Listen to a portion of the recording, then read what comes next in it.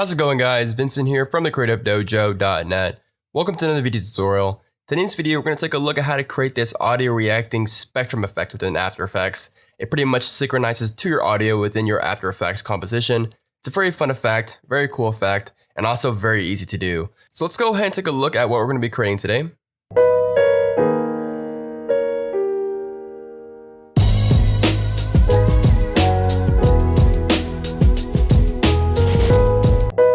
So as you guys can see, we have the kind of particles reacting here, and we have some audio waveforms. A lot of the stuff can be done within the After Effects built-in tools. The spectrums can. The particles can kind of be done using CC Particle World, but in this case, you'll need Trapcode Particular to follow this tutorial. But a lot of it can apply to CC Particle World. And some of the techniques I'm going to show you guys in this video will allow you to kind of give you a basic idea on how to sync up, any parameter to audio.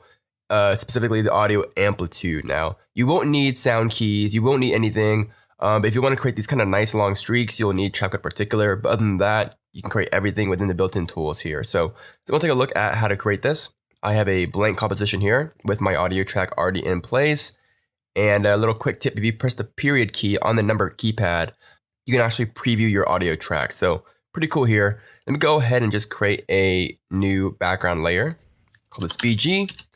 I'm going to move a little bit fast because it's kind of a lot to cover here. I'm going to apply a 4-color gradient.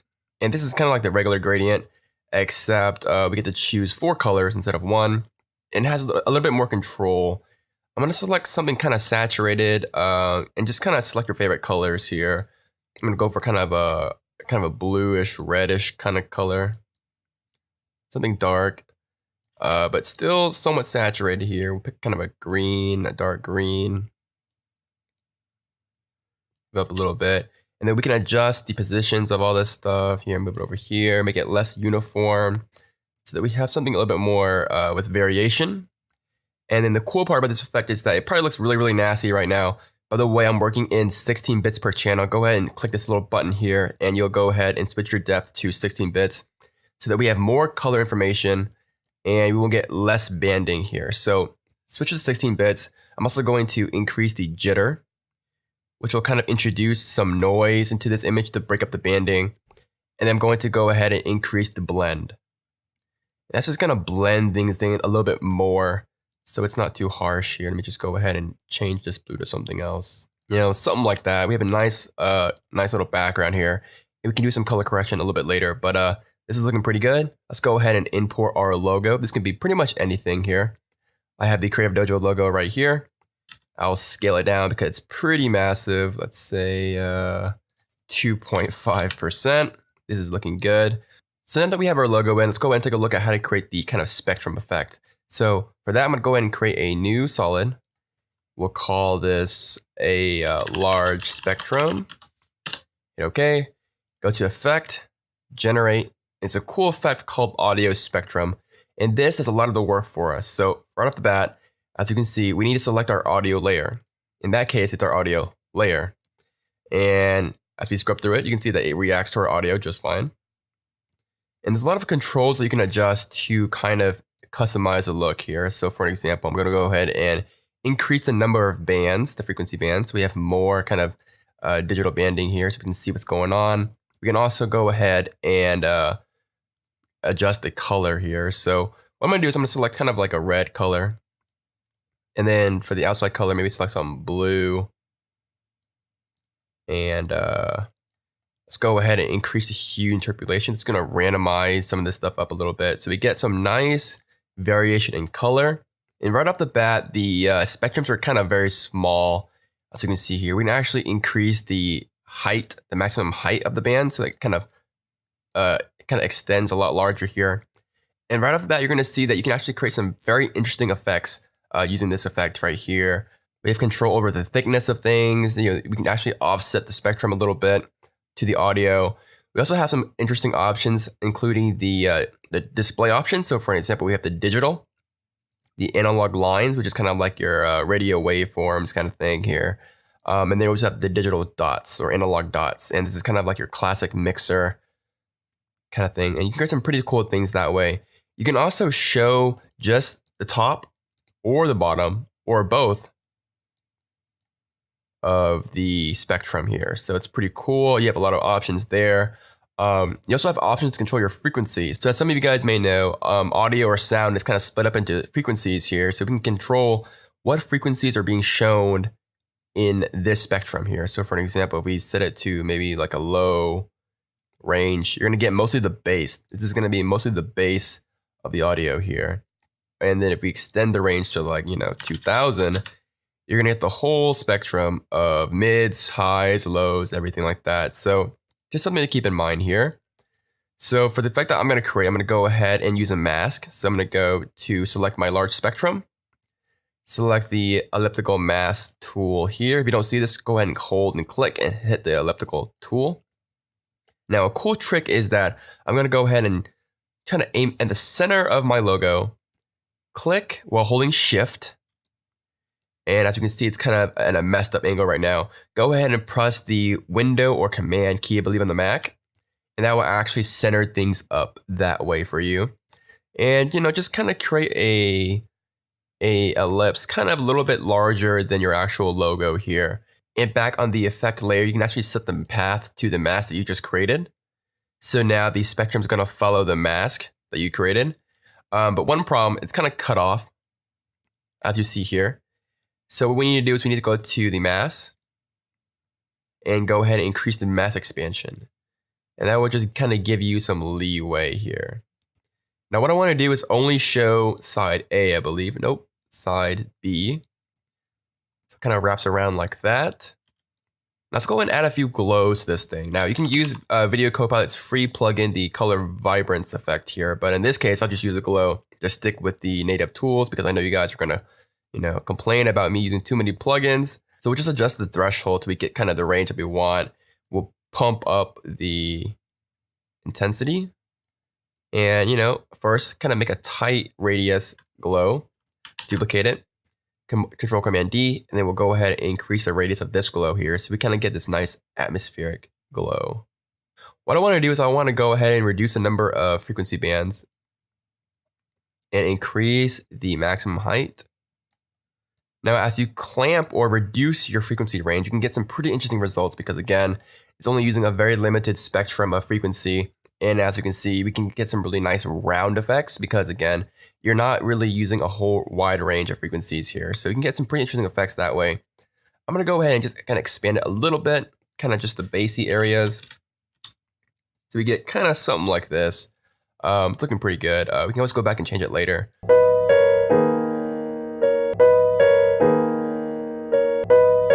So it kind of reacts. I'll bump it up to 50 so it's not too low. I'm going to go ahead and duplicate this. And this time we're going to use a smaller mask. So I'm going to hit MM to reveal the mask, delete it.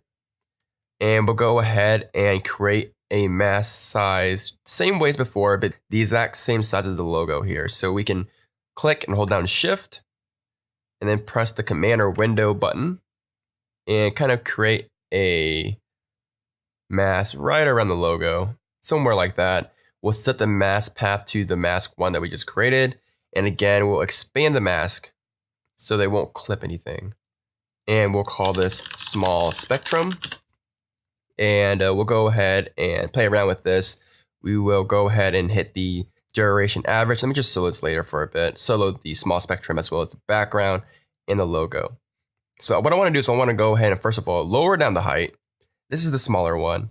We'll also do the duration average. It's going to kind of average the whole spectrum out here. As you can see. Something like that. It's more averaged out. Maybe increase the height a little bit. And just scrub through it and see what it looks like here. It's a pretty nice effect. And we'll reduce the number of frequency bands. Something like that. So it kind of just glows around the logo a little bit. Something like that. And if we unsolo everything and just see everything, you get this nice effect. Now the blending modes are kind of messed up, so go ahead and toggle the switches and change the blending modes of both of them from normal to add. So it kind of adds and blends in together a little bit nicer like that. And just like that, we have a nice little spectrum effect. Now, to actually get the audio reaction for the particle, it's a little bit more complicated because Particular doesn't have a built-in audio reaction feature. So we're going to have to generate kind of a pseudo way of doing it. And this is a very useful way because you can apply it to pretty much any parameter here. So let's go ahead and get started here. For this, you need Trapcode Particular, like I said before. But let's go ahead and right click and go to Keyframe Assistant and convert audio to keyframes.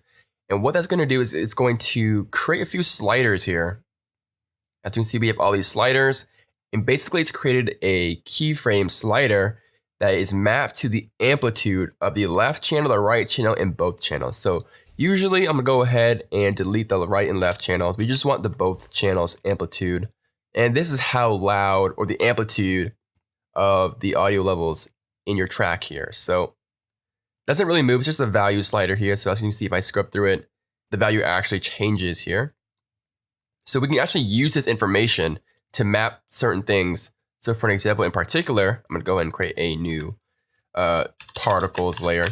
And by the way, this is a third-party plugin. You won't have this by default. You need to get it over at Red Giant Software. It's a pretty useful and very, very powerful particle system for After Effects here. And we don't need to do much. We need to go into the particles per second, bump it up to like 125. And basically, we want to map the velocity to the audio amplitude. So, you know, when it's not really doing anything, when it's not really loud, I don't want to see any velocity. But when it's very, very, very loud or kind of like a beat, I want it to kind of explode particles. So that's controlled by the velocity or the speed of the particles here. So we want to map to that. And we'll do it with a quick little expression. I'm going to go ahead and show the slider here. We'll close that up. And we'll go to the particles, and we will hold down Alt Option and click on the velocity stopwatch. And let's just make some room here. So here we have an expression. We can type in a very simple expression, an if-else statement here. So we'll do, let's see, if, well, actually we should define the amplitude, right? So we'll make a new variable called amp, which is the amplitude. We're going to set that equal to the slider here, which is our amplitude of the audio. So whenever we use the word amp, it's our amplitude slider value down here. And we'll do an if-else statement. So if the amp is, let's just say, greater than 35, curly brace, then the value of the velocity should be 1,000 or 1,500, semicolon, close curly brace. Else, open curly brace, the value should be 0, and close curly brace. And, you know, I kind of wrote it this way just to kind of keep the formatting very, very straightforward.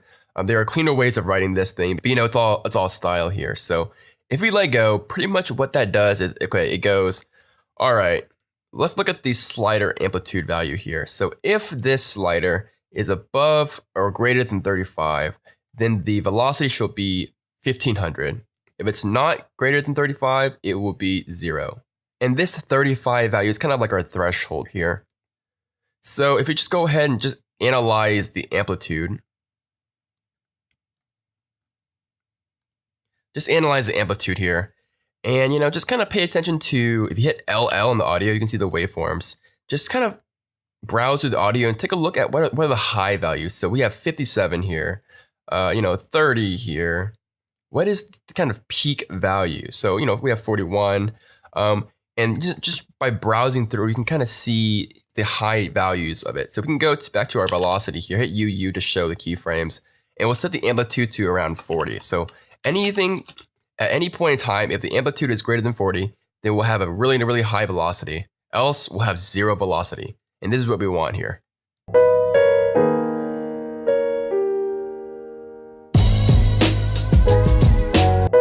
So as you can see, it kind of reacts to the audio already. This is pretty good. You can always tweak this setting if you want. It's very straightforward here. Let's go ahead and do a little bit more. So right now the particles look kind of like crap. So what we need to do is we need to create a trail of particles, and we can do that using the auxiliary system of Particular here. And pretty much that means it's going to emit particles from the main particle. So we'll set the emit to continuous. So it's going to continuously create particles. We're going to increase or decrease the life to 0.25. And we're also going to increase the number of particles per second until you kind of get like a solid line here. And we'll go into the color over life. And we'll change the front color to kind of like this kind of pinkish color to kind of match our spectrum. The yellow is fine. The green, maybe we want to make it a little bit more teal like that. We'll kind of compress it together as well. Just kind of tweak around with it. You're going to see that you get these really nice particles. We'll set the blending mode of everything to add, as well as the blending mode for this particular system here. So we'll set it to add. And let's see here. We can go ahead and increase the opacity from 50 to 100%. And we'll also decrease the size to around, let's say 3. Or maybe 3.5. And we'll go ahead and increase the number of particles per second. So something like that is looking pretty good. We'll go ahead and again apply a glow effect. Once again, we'll make a kind of a tighter glow to kind of encompass just the hot areas. We'll duplicate it. And we will increase the radius a little bit, decrease the intensity. We also want to put this particle layers underneath everything, including our logo. So it's from behind. So we get something like this, and then everything kind of explodes and pops. You know, something like that. We'll also go to the main particles here, and we'll adjust the size to maybe around 4, so it's a little bit smaller. And we'll also go ahead and play with the color random just slightly. And then we'll also, let's see here, transfer mode, set it to add. And if you wanted to, we can go ahead and, actually we should need to go to the opacity over life and kind of create this slow fade off here. So it kind of just fades away when it dies. And then for the physics, if you wanted to, you can create kind of this lightning effect by going to the air, going to the turbulence field and increasing the effect position. And that will give you kind of like a swirly lightning effect here if you wanted to go with that. So it's a pretty easy effect here. So before I add the finishing touches to this thing, I want to go ahead and thank our sponsors over at Squarespace for sponsoring today's video. Squarespace is the place to be if you want to create an awesome website for your business, store, or portfolio. They have tons of great themes to choose from, professionally crafted, very well designed. It's very, very easy to customize for their live preview editor. So you can pretty much build the website with no coding experience. It's very easy. They have awesome 24-hour support, and starting for just $10 a month, you can get your website up and running right now. Best of all, if you use the promo code DOJO at checkout, you can actually save 10% off your order and support the dojo. Squarespace, everything you need to create an awesome website. So one last thing I'm going to do is I'm going to add a nice kind of pulsing glow in the center here. So I'm going to go ahead and go to the large spectrum, duplicate that. We'll put this underneath the particles layer, call this glow. And I also want to go ahead and solo this. And I'll go ahead and decrease the maximum height. Something like this. And we will go to the blur and we'll choose a Gaussian blur. And just increase this. You're going to get this really nice subtle glow here. And we'll just duplicate it one more time. And just kind of increase it just a little bit more. And we'll go ahead and duplicate this glow. And we'll just hit S on the keyboard and scale this thing up a little bit. And, we'll play around with the opacities of the glow. We'll just kind of, so it's a nice glow. And we'll just go ahead and increase it just a little bit more.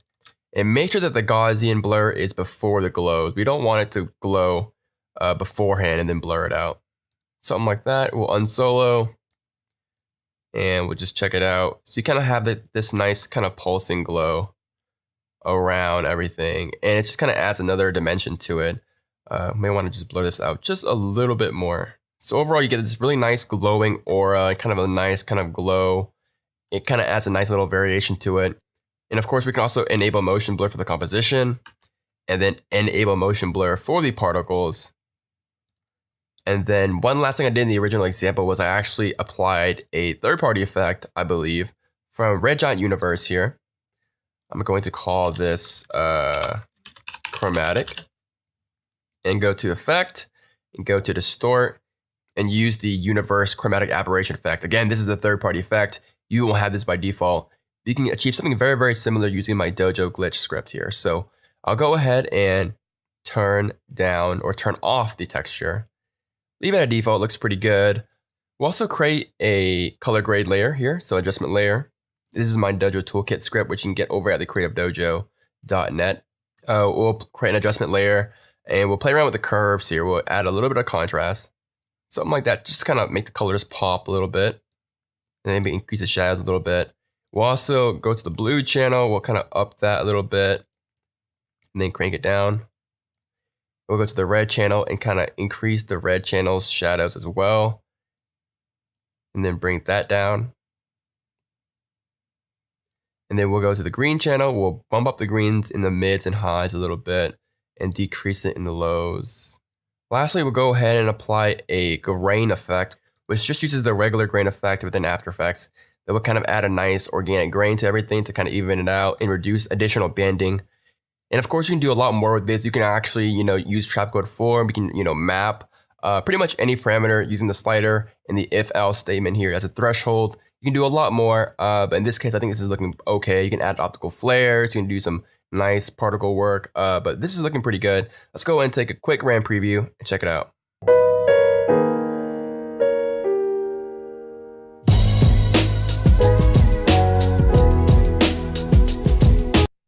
So as you can see, it looks pretty cool. It can use a lot more tweaking and fiddling around, but overall it's a pretty easy effect, and it should give you the idea on how to kind of link up and sync up your audio to certain parameters.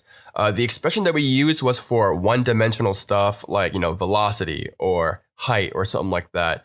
If you wanted to map it to like position or scale, you would need to adjust the expressions for 2 or 3 array items or 2 or 3 item arrays, such as position, which is a 3-item array, the X, Y, and Z position. But you can look that up. It's a pretty easy solution here. But basically, this is how you map things to audio and kind of get this really nice pulsing energy effect again. Tweak it, have fun with it. But this is pretty much it, guys. My name is Vincent, from the Creative Dojo, and I'll see you guys next time. Bye, guys.